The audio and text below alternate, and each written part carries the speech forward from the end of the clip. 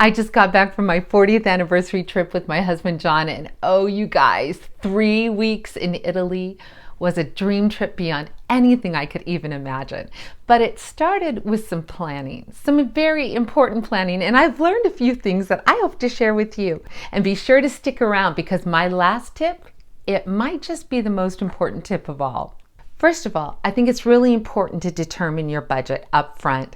Traveling in Europe is not cheap, and so we spent several years saving up. In fact, it was really more like our 41st and a half anniversary than our 40th, but it was worth it, you guys. And as you are planning your budget, be sure to allocate these 5 important chunks. First, your flights, your lodging, your meals, the activities you want to do, but don't forget transportation, because I'm telling you what, that can really add up quickly. You need to factor in how much it's going to cost to take a taxi or a shuttle or the train. Great train in Italy. You can almost get anywhere, but you need to factor in the costs. Now, determining on what you value, that's how you'll allocate your money. Maybe you guys are foodies and you just want to eat incredible food all the time. Well, I can just tell you from experience that you're probably going to need to maybe scale back your idea of what you want in a hotel in order to make more room for your meal budget. But maybe like us, you kind of prefer to stay in more of a mid-range rather than lower end hotel.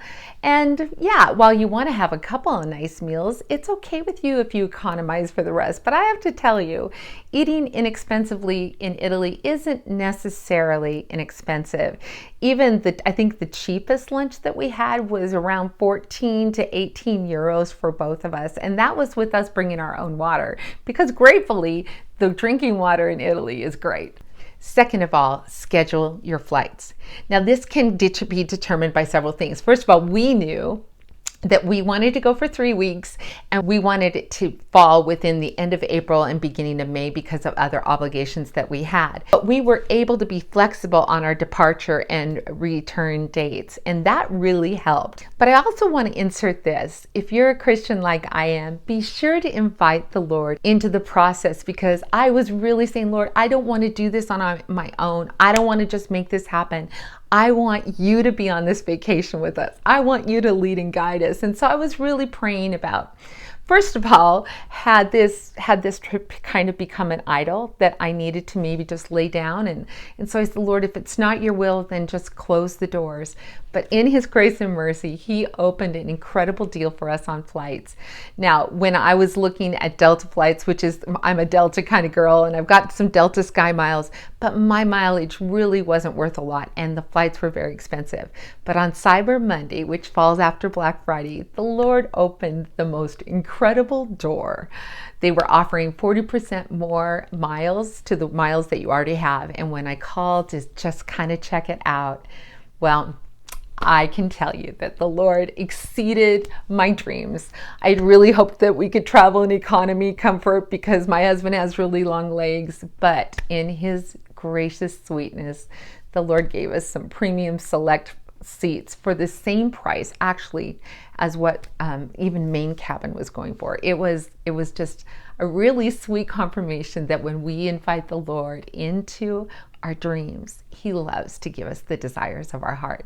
Number 3, be sure to plan your itinerary in advance. Now that I knew what the dates were, I wrote them down and kind of blocked off the days and thought of our travel and how it would unfold.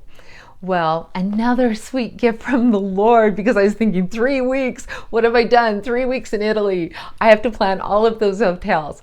We happened to find a beautiful deal on a Mediterranean cruise. Talk about going over the top for a dream trip. The Lord is so good. And so it just so happened that we would fly in on the 20th and the cruise would leave on the 22nd. And so with that, I had pretty good idea of what that week would look like because we would be staying and eating on the boat most of the time. Well, then came planning the rest. And because I kind of knew we wanted to go from Athens, which was the final port, to Venice, I knew and Venice, we wanted to rent a car and drive up into the Dolomites. Oh my word. And then come down to Florence, where we would meet up with my sister, her husband, and my mom for the last days of our trip. and then go into Tuscany, up to Cinque Terre, and down to Rome. I had it all kind of just blocked out. Now, it was a lot of trial and error. You know, I played with the dates, I played with the locations as we went along, but it was really good to kind of be able to nail those down, because then you're ready for the next very important piece. Number 4, book hotels. Take my word for it. Again, this is something you want to do ahead of time because, first of all, usually the prices are a little bit lower. Plus, you also have a better chance of getting the accommodations you'd like. I have to tell you, even though we began planning our hotels in January or February, a lot of them were already booked because it is a super busy time for travel in Europe.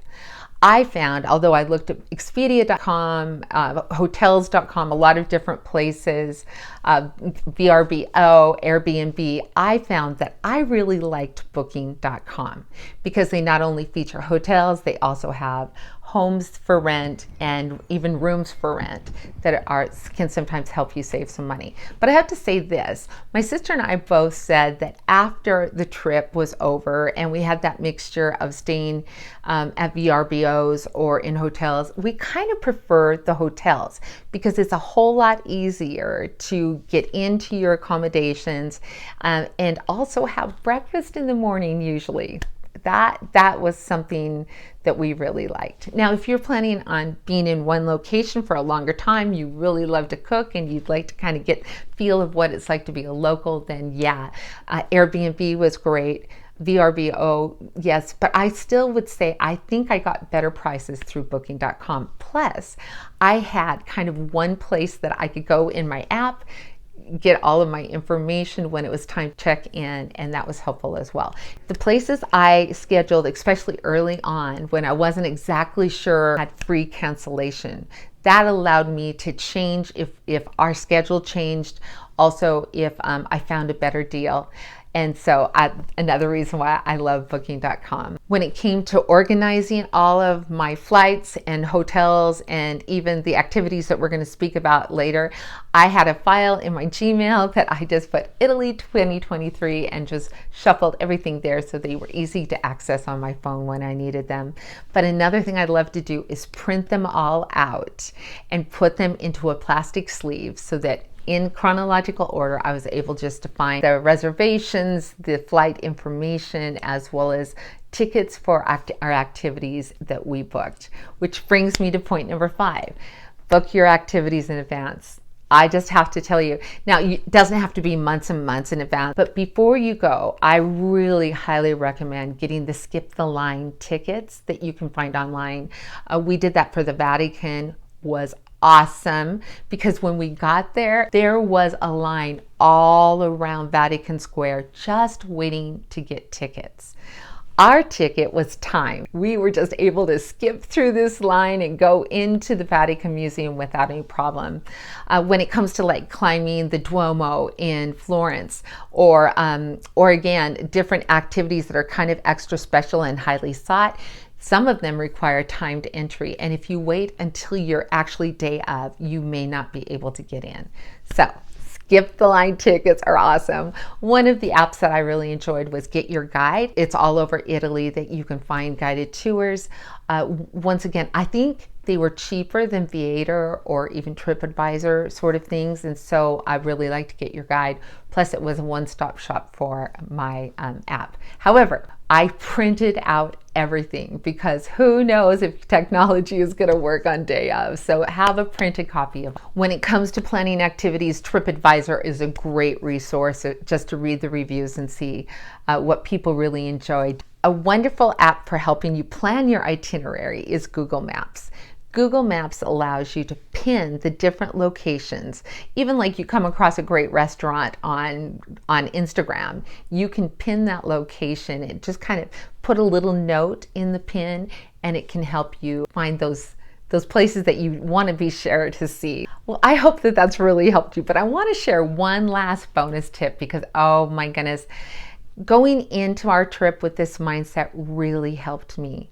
Don't try to do everything. Honestly, there is so much that you could do in Italy, in Europe, anywhere you're traveling, that sometimes we try to shove so many things in that Either we're exhausted, we might have seen everything, but we're exhausted, or we had a list and we didn't accomplish it, and so we go away disappointed. One of the things that my husband and I did was to sit down and say, okay, what's important to you? My husband loves ruins. He loves the history, and so we knew we wanted to do that. He, however, does not care that much for museums, so we had a very limited amount of museums that we've seen. We knew we wanted to visit some of the famous churches, and we also both just loved mountains, and so we knew the Dolomites was going to be a big deal for us. And so as we kind of said, these are the things that are important. We could have gone to Lake Como, but that wasn't as important as the Dolomites.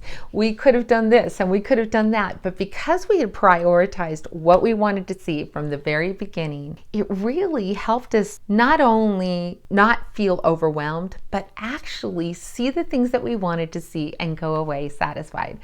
Often I tried not to plan any more than 2 planned activities in a day, sometimes 3 if you're in Florence. But it was so fun because we only had 2 days in Rome, and the first day we were there before the cruise, I was really worried, would we see everything we wanted to see? But we knew we had tickets for the Vatican Museum, so we got up and walked over early, got to see the Pantheon, got to see Piazza Navona, and as we just began to make our way through the day, you guys would not believe how much we fit in. One of the things we love to do, and not everybody likes it, but is the hop-on, hop-off bus. It gives you a chance to at least see some of the big things and hear some of the history. So anyway, don't try to do everything. Prioritize what you'd like to do. And I'm so glad we did that because we saw so many things and went so many places that had I tried to do more, I think I would have been exhausted or maybe feel frustrated because we didn't get my hit list of the best of the best.